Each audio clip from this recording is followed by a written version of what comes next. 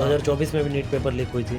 लेकिन unexpectedly paper अचानक से टफ आ गया 2025 में। अच्छा, पहला अटेम्प्ट था। नहीं, ये पहला अटेम्प्ट था, ये मेरा तीसरा अटेम्प्ट। तो कहीं ना कहीं आपको भी रीनीट से फ़ायदा हुआ। टाइम वेस्ट हुआ 10 से 15 मिनट, जो कि एनटीए को जिम्मेदारी लेनी चाहिए, नहीं ली। समझिए, एक छोटे से गांव से निकलकर नीट क्लियर करना वाकई अपने आप में एक बहुत बड़ा बात है। तो जो पढ़ने वाले छात्र थे उन्होंने नीट के बाद ऐसा हो हंगामा नहीं किया, बल्कि उन्होंने पढ़ाई किया और दूसरे बार अच्छा रैंक हासिल किया। नमस्कार दोस्तों, जोहार। हमारे साथ बैठे व्यक्ति एक छात्र हैं और नीट के छात्र हैं। नीट इन्होंने अभी पास किया है। हालांकि देश भर में नीट को लेकर बहुत सारे बवाल हुए और बवाल कुछ ऐसा हुआ कि फाइनली शिक्षा मंत्री ने इस्तीफा भी दे दिया है।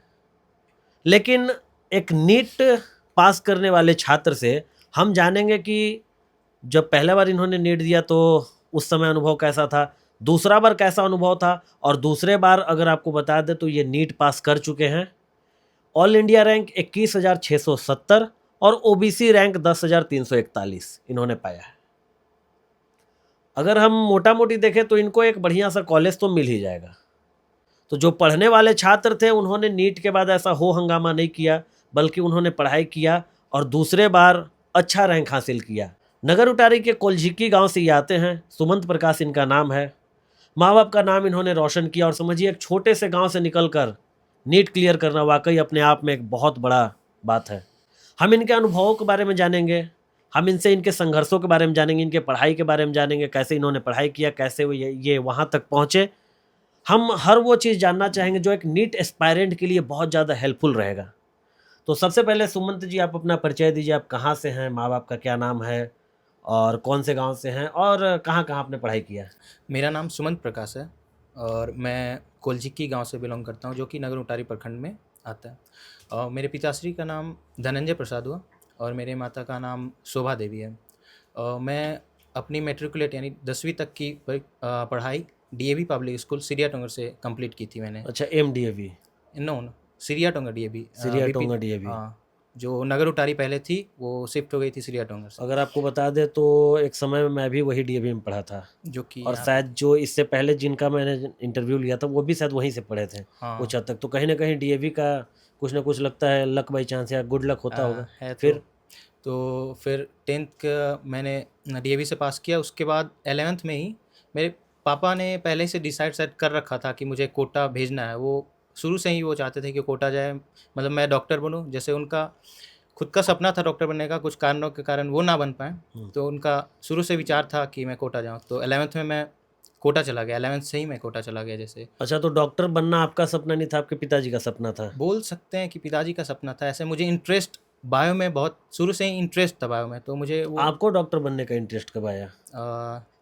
मुझे शुरू से ही था। ऐसे मेरे पता नहीं था कि डॉक्टर बनूंगा तो जानूंगा। जैसे मुझे बहुत ज़्यादा ह्यूमन बॉडी पे या देख देख कर बहुत ज़्यादा वो थॉट्स आते थे कि कैसे ये बॉडी ऐसे चल रही है, इतनी छोटी बॉडी में क्या क्या ये सारी एक्टिविटीज़ कैसे हो रही है। बहुत ज़्यादा क्यूरियस था मैं इस चीज़ को लेकर बायो से। तो फिर बाद में पता चला कि नीट दे करके एमबीबीएस डॉक्टर बनते हैं, तो इस सब चीज़ों के बारे में डिटेल्ड स्टडी कर सकते हैं हम।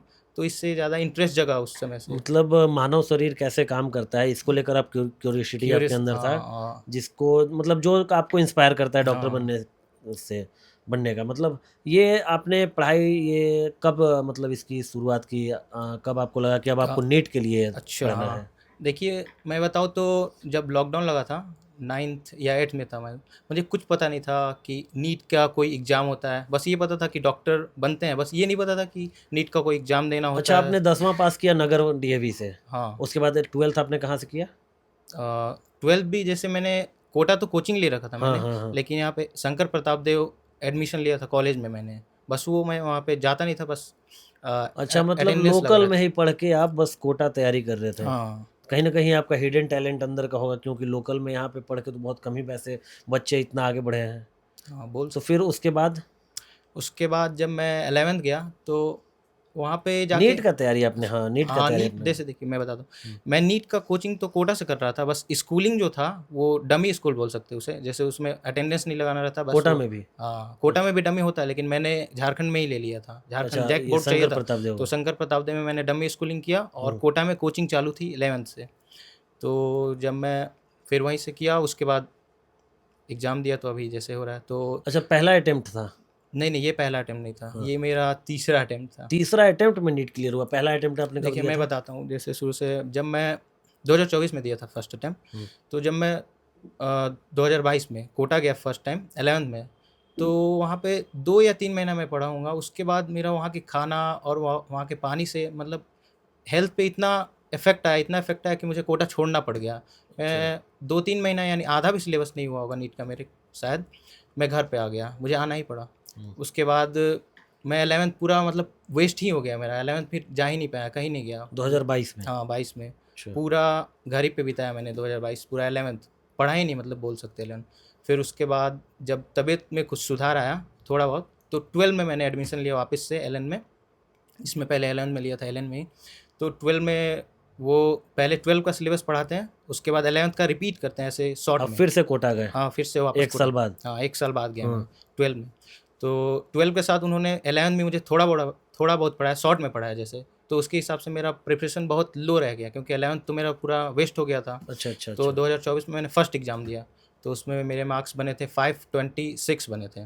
तो उसमें तो सिलेक्शन होना थे, क्योंकि वो ईजी पेपर आ गया था, उसमें इन्फ्लेशन भी बहुत ज़्यादा हुआ, तो 650 मार्क्स पे कट ऑफ गई थी उस समय। अच्छा। तो उस समय तो सिलेक्शन मेरा हुआ नहीं।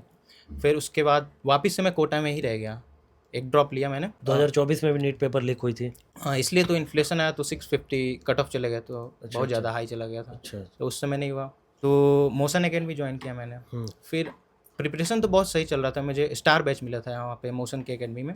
तो प्रिपरेशन बहुत सही चल रहा था, सब स्मूथ था। लेकिन अनएक्सपेक्टेडली पेपर अचानक से टफ आ गया 2025 में, जिसके लिए लोग तैयार नहीं थे, मैं भी तैयार नहीं था। क्योंकि अच्छा, तो मतलब पढ़ाई आप लोग ऐसे करते हैं क्या कि कभी इजी, मतलब इजी पेपर के लिए पढ़ाई हाँ, करते हैं, ऐसा भी होता है? ऐसा होता है, टीचर्स लोग ही खुद ही पढ़ाते थे। जैसे वो फ्लो 3-4 सालों 5 सालों से देखा जाए तो पेपर्स बहुत ईजी आ रहे थे, मतलब उस हिसाब से तो टीचर्स भी उसी हिसाब से पढ़ाते हैं। तो हम लोग तो टीचर्स के गाइडेंस पे पढ़ते हैं ना, तो वो जैसे फॉलो कराते हैं वैसे हम लोग पढ़ते हैं। तो टीचर्स ने जैसा तैयारी कराया तो उस हिसाब से तो सब परफेक्ट था। लेकिन अनएक्सपेक्टेडली एकदम से ही मतलब पेपर अचानक से बहुत ज़्यादा ही टफ आ गया, तो पैनिक मोड, मतलब एग्जाम में एक्सपेक्टेड नहीं था कि इतना टफ आएगा, तो थोड़ा पैनिक कर गया। और बहुत लोग पैनिक किए थे, ऐसा नहीं है। उस साल लोग तो पास हुए होंगे हाँ, ना? पास तो हुए। हम्म। तो बोल सकते हैं कि कहीं न कहीं कहीं ना हमने कहीं कहीं न आपकी, कहीं मैं उस लेवल तक का तैयारी और नहीं था। आपकी कमी थी तभी तो, क्योंकि कमी लोग तो पास हुए ही होंगे। बोल तो सकते हैं। अच्छा, आप रोज कितना घंटा पढ़ते थे? लाइक 2022 में आप पहली बार गए थे, हाँ, तो तब 23 में तो आपने पहला नीट दिया था? नहीं, 24 में 24 में दिया था? 11th 12th 24 का। में कितना घंटा पढ़ते थे, और अब कितना पढ़ते थे कि आपने ये क्वालिफाई कर लिया? हाँ, 24 में बोलूँ तो उस समय शुरुआत थी तो बहुत ज़्यादा जज़्बा जुनून था उस समय, ज़्यादा मतलब उत्साहित था तो उस समय कुछ करते ही नहीं थे। पढ़ाई के अलावा कुछ दिखता ही नहीं था हमें, जैसे फ़ोन वगैरह कुछ इंस्टाग्राम, फेसबुक कुछ से नाता नहीं था। मतलब जाते 6-7 घंटा कोचिंग चलती थी हमारी, क्लासेस जैसे 4 क्लासेस डेली चलते थे, तो 6-7 घंटा कोचिंग में, बाकी जितना भी टाइम बचा डेली एक्टिविटी को छोड़ करके जितना भी टाइम बचता था सब पढ़ाई में ही जाता था। 2024 की बात है? हाँ, अच्छा, 2024 में आपने बताया 521 नंबर या 526 नंबर? 26 नंबर। 2025 में कितना मार्क्स आया था? हाँ, 2025 में मेरे 481 मार्क्स बने थे। अच्छा, वो और 526 घट के 481 हो गया था। 481 और क्योंकि अभी कितना मार्क्स आपने पाया अभी 2026 में? के रीनीट पेपर में मेरे 573 मार्क्स बने। और इससे पहले नीट में नीट में मतलब, 600 नहीं नहीं, मैंने उस समय जो आपने पहला अभी एग्जाम दिया था वो ज़्यादा अच्छा गया था या दूसरा वाला? नहीं, अभी जो दूसरा रीनीट, वाला तो कहीं ना कहीं आपको भी रीनीट से फ़ायदा हुआ फ़ायदा था? हुआ। अच्छा, तो फिर कितने घंटे, अभी कितने घंटे पढ़ते थे? अभी अ, अभी तो जैसे मैं सेल्फ स्टडी पे शिफ्ट हो गया था, जो रीनीट का प्रिपरेशन कर रहा था। 2025 के बाद? जैसे 2025 तक तो कोचिंग में एनरोल्ड था मैं। उसके बाद मैंने ऐसे ऑनलाइन एक कोचिंग ज्वाइन की और मैक्सिमम टाइम सेल्फ स्टडी पे दिया। तो उसमें बोल सकते हैं कि जितना मैक्सिमम टाइम यूटिलाइज हो सकता है 10-12 घंटे दिन में। मतलब जो नीट की तैयारी कर रहे हैं उनको आप क्या कहना चाहेंगे कि ज़्यादा वो कोचिंग पे डिपेंडेंट रहें या फिर ज़्यादा सेल्फ स्टडी पे? देखिए, कोचिंग तो ख़ैर गाइडेंस तो बहुत ज़रूरी है, लेकिन कोचिंग का रोल लिमिटेड होता है। जैसे टीचर्स या कोचिंग मिलाकर 30 से 40% वो मतलब अपने तरफ से काम कर देंगे, जो भी है गाइडेंस कर देंगे, क्या पढ़ना है, कैसे पढ़ना है। लेकिन मैक्सिमम रोल सेल्फ स्टडी का यहाँ पे आता है। टीचर्स तो, क्योंकि क्लास में देखिए 300-400 बच्चे बैठते हैं हर क्लास में, टीचर्स सबको इक्वली पढ़ाते हैं, लेकिन उसमें से सेलेक्ट 5, 10 या 20 मैक्सिमम बच्चे होते हैं। तो वो मैक्सिमम रोल सेल्फ स्टडी का आ जाता है वहाँ पे। मतलब आपका कहना है कि गाइडेंस भी बहुत ज़्यादा ज़रूरी है, हुँ, मतलब 30-40% उधर से इनपुट चाहिए हुँ। और कम से कम 60% अपना इनपुट देना है ताकि आप जाके कुछ हाँ, अच्छा कर सकें। अच्छा, आपका डेली रूटीन कैसे था? जैसे मैं कोटा में बताऊँ तो मेरे क्लासेस चलते थे, इवनिंग के क्लासेस थे मेरे, तो 2 बजे से 8 बजे के बीच लोग तो क्लासेस। कहते हैं कि सुबह सुबह पढ़िए तो ज़्यादा दिमाग में घुसता है, फिर इवनिंग क्लास कैसे मैनेज ये होता फैक्ट था? तो है, बोल सकते हैं, लेकिन क्योंकि उस ऐसा समय अगर एक साइंटिफिकली देखा जाए हाँ, और ऐसे भी देखा जाए तो सुबह जब हम उठते हैं तो ध्यान हमारा चारों तरफ नहीं जाता, एक जगह फोकस्ड हो फोकस्ड रहता है। स्टडी पे, हम्म बोल सकते हैं ये फैक्ट तो है, बट हम्म ऐसा भी नहीं है। बच्चे दोपहर की शिफ्ट में भी निकाल के पढ़ करके ऑल इंडिया रैंक 1 तक भी लाए हैं। जैसे शोएब आफ्ताब थे हमारे उस समय जब मैं पढ़ता था, वो उनका भी इवनिंग शिफ्ट था। हम्म। तनिष्का यादव थी, वो भी ऑल इंडिया रैंक थी, इवनिंग शिफ्ट था। ऐसा मिथ नहीं है, मतलब बोल सकते हैं, बट कोई दिक्कत नहीं इसमें, मतलब इवनिंग या मॉर्निंग में। तो मेरा जो शिफ्ट था इवनिंग का था, तो मैं सुबह 7 या 8 बजे के बीच में, मतलब मॉर्निंग में उठ जाता था। फिर ब्रेकफास्ट या जो भी बाथिंग वगैरह फ्रेश होकर के हम्म फिर मैं पढ़ने बैठता था। तो 8 या 9 बजे के आसपास तो पढ़ता था, 12 साढ़े 12 के आसपास। हम्म फिर उसके बाद हमारा मेस ओपन होता था, तो हम्म। मेस में खाना लंच किया। फिर अच्छा, नाश्ता नहीं होता था? नाश्ता होता था, नाश्ता बताया आप, तो अच्छा हाँ। अच्छा जैसे 6 से 8 के बीच नाश्ता का शेड्यूल अच्छा होता अच्छा अच्छा। है, और लंच का शेड्यूल होता है 12 से 2 के बीच। तो नाश्ता वास्ता करके फिर 12 साढ़े 12 बजे तक स्टडी किया। फिर उसके बाद लंच किया। फिर लंच से आने के बाद जो भी टाइम थोड़ा-मोड़ा बचता है, उसमें भी सेल्फ स्टडी कुछ ना कुछ यूटिलाइज़ करने का प्रयास करता था। फिर उसके बाद 2 बजे से जैसे क्लासेस चलते थे हमारे, तो 2 बजे क्लासेस चले गए। 3-4 लगातार क्लासेस होते थे, 10-15 मिनट का गैप मिलता था हर पीरियड में। और उसके बाद 8 बजे के आसपास छुट्टी होती थी। कभी-कभी एक टाइम एक्सटेंड भी हो जाता था एक्स्ट्रा क्लासेस की वजह से। फिर मैं और मेरे दोस्त सभी लोग थे, तो पहुँचते थे लगभग 9 बजे के आसपास हॉस्टल हम लोग पहुँचते हैं। हॉस्टल, हाँ। कपड़ा वगैरह चेंज वगैरह करके फिर से डिनर किया हमने, और फिर स्टडी पे बैठ जाते थे। कितने बजे तक वो पढ़ाई, असली पढ़ाई होता होगा? हुँ, रात के तो 9 साढ़े 9 10 बजे से वो कब तक चलता था? मैं सच बताऊँ तो कभी-कभी ये रात को एक्सटेंड भी हो जाता, 3-4 बजे भी, कभी-कभी 5 भी बज जाता था। अगर मतलब जैसे टेस्ट है, तो किसी दिन पूरी रात जगना भी पड़ जाता था। ऐसा नहीं है कि 12 बजे तक ही पढ़े या साढ़े 12 बजे तक, वो फ्लक्चुएट करते रहता था। यूजुअली तो बोले तो 9 बजे अगर पढ़ने बैठे हम लोग, मिनिमम 12 तो बजता ही था। वो मिनिमम तो वो तो 2-3 घंटे 12 तो हाँ, बजना है, लेकिन लेकिन लेकिन मैक्सिमम क्या था? मैक्सिमम तो पूरा रात भी बिना सोए भी पढ़ते थे हम तो लोग, ऐसा बिना था। सोए आप अगर पढ़ते थे तो अगले दिन आप अगले दिन एग्जामिनेशन देने जाते थे तो क्या आपका फोकस रहता था? हाँ, जैसे हमने ट्राई ऐसा किया कि बिना सोए पढ़ के देखते थे।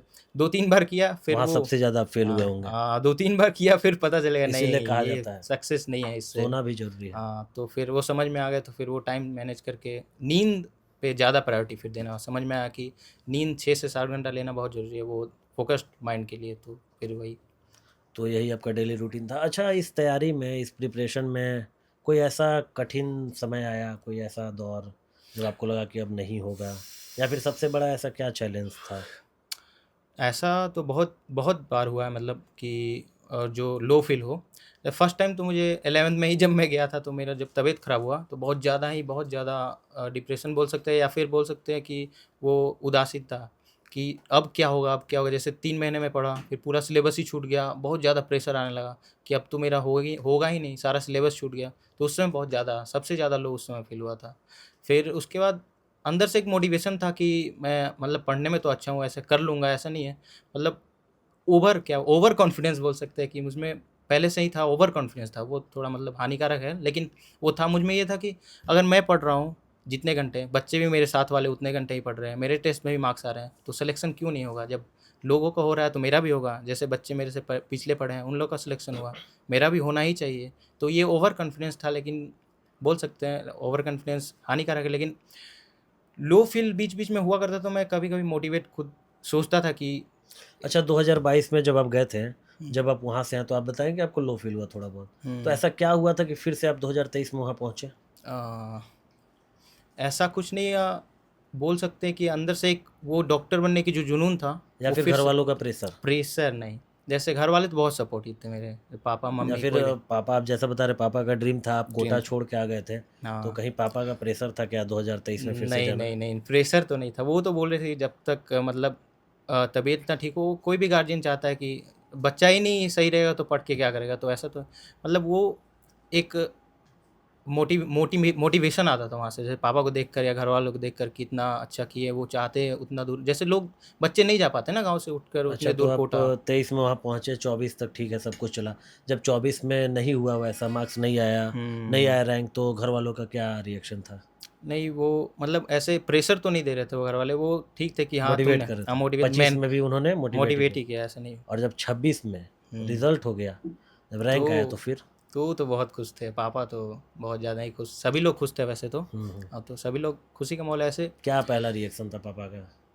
पापा कुछ बताया तो नहीं, बस बहुत ज़्यादा जैसे देखिए, पापा लोग कहे हैं कि वो ज़्यादा शो ऑफ नहीं करते हैं, मन ही मन में दबा लेते हैं, तो मुझे पता है कि खुशी तो हो रही होगी, मतलब उतना शो ऑफ नहीं करते पापा लोग, खुश थे, शाबाशी बोला वही। 21,670 में कौन सा कॉलेज मिलता है? वैसे बोले पिछले साल का रिकॉर्ड देखे तो 21,670 में एमजीएम, जो कि झारखंड का सेकंड कॉलेज आता है रिम्स के बाद, तो एमजीएम जमशेदपुर मिल जाएगा, मतलब आराम से सेकंड राउंड या थर्ड राउंड। डेंटल। नहीं एमबीबीएस, गवर्नमेंट एमबीबीएस। एमबीबीएस। इसमें ऐसा है कि मेरा 30,000 भी रैंक रहता ना, तो गवर्नमेंट एमबीबीएस ही मिलता। तो इसमें तो 21,670 पे तो आराम से झारखंड का second top most college MGM मिल जाएगा, तो उम्मीद तो यही है। अच्छा, जिस दिन आप एग्ज़ाम देने जा रहे थे, मतलब क्या उस दिन दिमाग में था? पापा का सपना पूरा करना है, या हमको डॉक्टर बनना है, या फिर 3 बार फेल, 2 बार फेल हो चुके हैं, 2 बार नहीं रैंक हासिल करने पाए? क्या चल रहा हाँ, था उस दिन? ये चीज़ तो था कि 2 बार मैंने एग्ज़ाम दिया तो इस बार नहीं हुआ तो ये क्या दिमाग में होगा? चल रहा हाँ, था? ये तो चल रहा था, लेकिन मैं उस समय ये था कि साइड का सारा जो भी सोचने का है कि पापा क्या सोचेंगे, मम्मी क्या सोचेगी, या फिर ये क्या हुआ, वो सब सोचने लगता तो माइंड डिस्ट्रैक्ट हो जाता। तो उस समय खुद को मोटिवेट करता था, दोस्तों से बात करी किया, वो भी एग्ज़ाम दे रहे थे जैसे, तो मोटिवेट करने की कोशिश कर रहा था कि जब मैंने इतना अच्छे से पढ़ाई किया, टेस्ट में मार्क्स वगैरह सही आने लगे थे, अच्छे से जब प्रिपरेशन किया तो वो कहीं न कहीं सही ही जाएगा। मैंने सब पढ़ा ही हुआ, क्योंकि सिलेबस जो डिफाइंड रहता है वो सब मैंने अच्छे से पढ़ा है, तो सही जाएगा। मैंने मोटिवेट करके रखा था मैंने खुद और को, अच्छा कर कुछ सकते थे? हाँ, कुछ गड़बड़ ना हो, अच्छा कर सकते थे, हाँ, बोल सकते। जैसे मेरा वहाँ पे जब मैं एग्ज़ाम दिया, कोटा में सेंटर था मेरा, तो वहाँ पे एक प्रॉब्लम आई कि लाइट चली गई थी उस समय, एग्ज़ाम सेंटर का? प्रिपरेशन के दौरान ही लाइट चली गई सेंटर की। कोटा में मैक्सिमम जगह पे उस समय बारिश बहुत ज़्यादा होने लगी थी, अच्छा, अच्छा। तो 10 मिनट तक लाइट ही चली। रीनीट में? हाँ, रीनीट अच्छा, में। अच्छा, अच्छा। तो लाइट चली गई, तो मैं और मेरा किस्मत ये था कि मैं गेट ही के पास, मेरा मतलब सेंटर, मतलब बेंच जो था जस्ट गेट के पास था, तो वहाँ पे पूरा बारिश हो रही थी, तो पूरा पानी की छींटें मेरे जैसे पेपर पे आने लगे, तो वो प्रॉब्लम क्रिएट कर रहा था। फिर मैं वहाँ से उठा, टीचर्स लोग गाइड किए, पीछे गया, फिर लाइट चली गई तो अंधेरा था, मतलब दिख नहीं रहा था। मैक्सिमम बच्चों को ऐसे तो उसमें प्रॉब्लम है। आपको एक्स्ट्रा टाइमिंग नहीं मिला? नहीं, कोई एक्स्ट्रा टाइम नहीं मिला। ऐसा क्यों? ये तो एनटीए की गड़बड़ी है कि वैसे एक्स्ट्रा टाइम देना चाहिए था। ऐसे मेरे बहुत से बच्चे दोस्त हैं जिनको प्रॉब्लम, कोटा में सेंटर लिया था, उन लोग का भी टाइम वेस्ट हुआ 10 से 15 मिनट, जो कि एनटीए को जिम्मेदारी लेनी चाहिए थी, नहीं ली उन्हें, तो फिर मतलब कुछ आपके कर नहीं सकते। एग्जामिनेशन सेंटर में जो लाइट गया, ये ऑनलाइन एग्जाम, ऑफलाइन तो होता है ना? ऑफलाइन तो होता है, इसमें तो पेपर 10 मोड में मिनट अगर इन्विजिलेटर चाहता तो वो दे दे सकता था। सकता था, लेकिन उन्होंने नहीं दिया। ऊपर से ऑर्डर, जबकि उनकी गलती थी गलती, कि हाँ, आपने अपने स्कूल में कैसी व्यवस्था क्यों व्यवस्थाएं नहीं किया, रखी। हाँ, जबकि उनकी गलती थी, लेकिन उन्होंने कुछ किया नहीं, तो एनटीए भी इसमें कुछ बोला नहीं। हम लोग कुछ ऐसे कर नहीं सकते, फिर क्योंकि ये प्रॉब्लम तो बहुत है। सीमित जगह पे हुआ होगा, तो एनटीए ज़्यादा इसको अपने मतलब हम्म, संज्ञान में नहीं लिया। नहीं अच्छा, लिया। कोई ऐसा टीचर आपके पूरे जर्नी में जो आपका बहुत मदद किया हो, सबसे बड़ा मोटिवेटर कौन था? टीचर्स तो ऐसे बहुत थे, जैसे मेरे मेंटर थे एक राहुल जैन सर, वो बहुत मोटिवेट किया करते थे, बताया करते थे, जैसे उन्होंने पिछले स्टूडेंट्स को पढ़ाया तो उनका एग्जांपल दे देकर। धनवेश जैन सर थे एलन में, और जैसे ऑनलाइन में अभी पीडब्ल्यू ज्वाइन किया था, विपिन सर थे, और रुपेश चौधरी सर, बहुत से टीचर्स तो हमेशा अच्छा, आप मोटिवेट। 2025 से 26 में ऑनलाइन कर रहे थे? हाँ, ऑनलाइन किया था मैंने, अच्छा, पीडब्ल्यू से। और मैक्सिमम सेल्फ स्टडी किया था वो खुद अच्छा, से। तो जो आप रिजल्ट जब आप देख रहे थे, तो आप तो घर वालों के साथ रिजल्ट देख रहे होंगे, अभी तो छुट्टियां चल रही है। जैसे रिजल्ट जब आया, मैं नर्वस था उस समय, जैसे घर वालों के साथ ही थे ना? हाँ, घर तो वालों के साथ ही थे। फोन किसको सबसे पहला गया आपके हाथ से? रिजल्ट को बताने के लिए वो तो पापा को ही, पापा ने ही, जैसे मैंने रिजल्ट नहीं देखा, मैं बहुत नर्वस फील कर रहा, जैसे मेरे को डर लग रहा था जैसे, हम्म। तो मैंने बोला मैं रिजल्ट नहीं देखूंगा, तो पापा और मेरा भाई था, उन्होंने ही खुद रिजल्ट नहीं देखा। नहीं, आपने किसको कॉल करके बताया? मैंने एक टीचर थे, जैसे मैंने बताया राहुल जैन सर, उन्हें उनको कॉल किया था, बताया? हाँ। तो उन्होंने शाबाशी दी, और अभी जैसे कुछ कोटा में महोत्सव होगा तो सेलिब्रेशन के लिए भी बुलाने के लिए बात हुआ है। अच्छा, वो एलियन वाले आपको बुलाएंगे? एलियन वाले नहीं, अभी जैसे कैरियर विल टेस्ट सीरीज था वो, और पीडब्ल्यू वाले। अच्छा, कैरियर व्हील आपका ये राकेश यादव, नहीं, हाँ, उन्हीं के अंतर्गत उन्हीं नीट के का भी, अंतर्गत हाँ। होता है? हाँ, अच्छा, 2027-28 में या 26-27 में हम्म, अभी पढ़ रहे नीट वाले, नीट एस्पायरेंट्स को क्या सलाह देना चाहेंगे, कैसे पढ़ाई किया जाए, क्योंकि अभी उनके पास पूरा साल पड़ा है। तो मैं बोलूँगा कि जैसे बच्चे जाते हैं पढ़ाई करने, तो अगल बगल का माहौल देखकर, वहाँ पे जैसे बाहर कोचिंग जाते हैं, देखते हैं कि घबरा जाते हैं। जैसे बहुत बच्चे वहाँ पे आएँगे, बहुत ज़्यादा टैलेंटेड होते हैं, शुरू से ही उन्होंने 7, 8, 6 से ही पढ़ाई चालू कर दिया होता है, तो बच्चे देखकर पहले ही घबरा जाते हैं कि ये इतने-इतने बच्चे, जैसे क्लासेस में सर सवाल पूछते हैं, जल्दी-जल्दी जवाब देते हैं, बहुत ज़्यादा घबरा जाते हैं बच्चे, पहले देखकर ही मोटिवेशन लूज़ कर देते हैं। धैर्य बनाए रखना धैर्य है, तो ये पेशेंस चाहिए। एक लॉन्ग जर्नी है, तो वो पेशेंस ज़रूरी है, वो बोलना चाहूँगा। आखिर में अपने माता-पिता को, शिक्षकों को कुछ अगर कहना चाहते हो धन्यवाद में ही, अपने पिताजी को ख़ास करके? तो जैसे नीट जर्नी में मेरे पिताश्री का तो बहुत बड़ा रोल है, और सारे फैमिली मेम्बर्स का भी रोल है।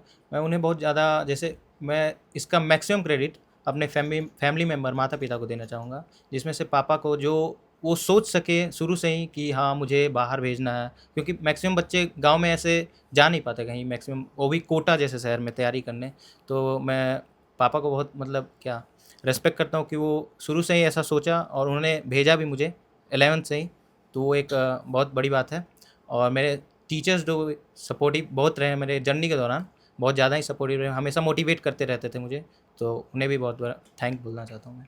तो ये थे सुमंत प्रकाश जी, जिनकी नीट की कहानी अगर आप सुनेंगे तो आपको भी रोमांचक लगेगा, क्योंकि पहले पिता चाहते थे कि लड़का नीट की तैयारी करे, डॉक्टर बने, उसके बाद इनका खुद का सपना रहा। और सबसे खास बात यह है कि देखिए, ये लोकल नगर डीएवी, जहाँ पे 10th तक पढ़ाई तो होता है, लेकिन वैसे 10th में खास बच्चे वहाँ पढ़ते नहीं हैं, तो वहाँ से भी इन्होंने 10th किया। उसके बाद ये 12th भी लोकल में ही पढ़े, और बस ये तैयारी करने का कोटा, पहला दिन हो सकता है वहाँ का पानी सूट ना किया हो, तो बीमार उमार रहने लगे हो तो आ गए, लेकिन हिम्मत देखिए, जो गिर कर उठते हैं वही असली बाजीगर होते हैं, वो कहा जाता है ना। तो ये कोटा से आकर, तबीयत खराब हुआ, आकर फिर वापस कोटा गए, एक बार एग्जाम दिया, फेल हुए, दूसरा बार फिर फेल हुए। फेल असल में वैसे नहीं हुए, इनको अच्छा रैंक नहीं मिला, और थर्ड टाइम इन्हें बहुत ही अच्छा और ऐसा रैंक मिल गया कि अब इनको एमबीबीएस के लिए बढ़िया से गवर्नमेंट कॉलेज मिल जाएगा।